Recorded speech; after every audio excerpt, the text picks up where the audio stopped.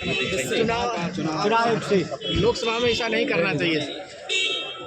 सदन की गरिमा आपने गिराई है। हम बंदूक तानेंगे या कौन माफी मांगेगा? अगर के जो बेईमानी की है मिल्कीपुर में, फिर डुबकी लगानी पड़ेगी नहीं एक बार और जाकर। अखिलेश जी, उनका ये कहना है कि वही चुनाव आयोग 6 महीने पहले तक ठीक था, 6 महीने बाद खराब हो गया।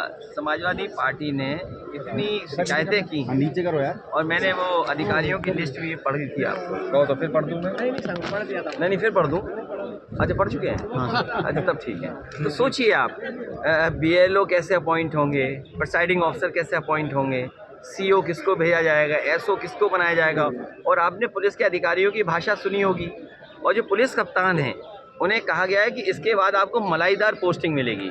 आपको भी नहीं, आपके साथ और लोग भी हैं, क्योंकि सुनने में आ रहा है कि पति पत्नी दोनों IPS हैं या IAS हैं, जो भी कुछ हैं। हमें तो बाद में जानकारी मिली है। सुनने में आ रहा है कि दोनों को मलाई वाली पोस्टिंग मिलेगी। अब मलाई वाली पोस्टिंग कैसे मिलेगी? जब तक सेवा नहीं करोगे आप। और बीजेपी ऐसी नहीं है कि बिना सेवा के आपके परोपकार की कोई दे दे पोस्टिंग। पोस्टिंग आपको तभी अच्छी मिलेगी जब आप दूसरों पे अन्याय करेंगे, जब भेदभाव करेंगे, बीजेपी की मन मर्जी से करेंगे। आप में से कई चैनलों के पास वो रिकॉर्डिंग होगी जिसमें उद विधानसभा के बाहर के कार्यकर्ता कई सौ, 10, 15, 20 होते तो चले एक बात को आ गए, लेकिन 1000 से ज़्यादा आसपास के जिलों के किसी ये मंत्री के कहने से आए, किसी एक मंत्री के कहने से आए, दूसरे मंत्री के से आए, तीसरे मंत्री के कहने से आए। और जब वो पकड़ा गया कार्यकर्ता, तो बताओ वो मंत्री को फ़ोन मिला रहा था कि नहीं मिला रहा था? वो मंत्री कौन था?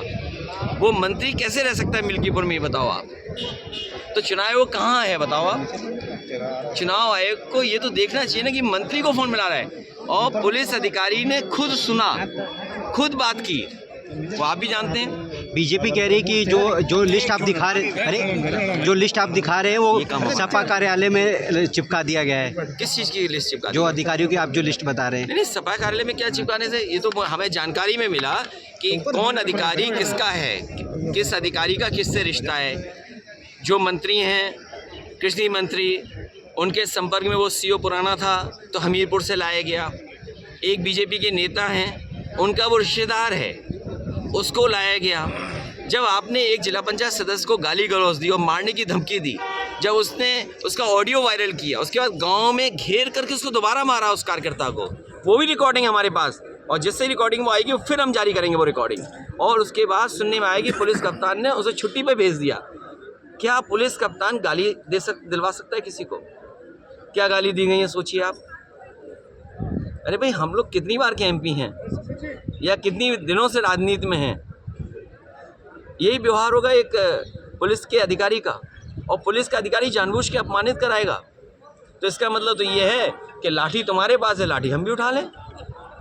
फिर आप कहोगे कि ये ऐसे हैं, आप वैसे हैं। सबसे बड़े अपराधी बीजेपी के लोग हैं। क्या आपको नहीं पता मुख्यमंत्री ने अपने केस वापस लिए हैं?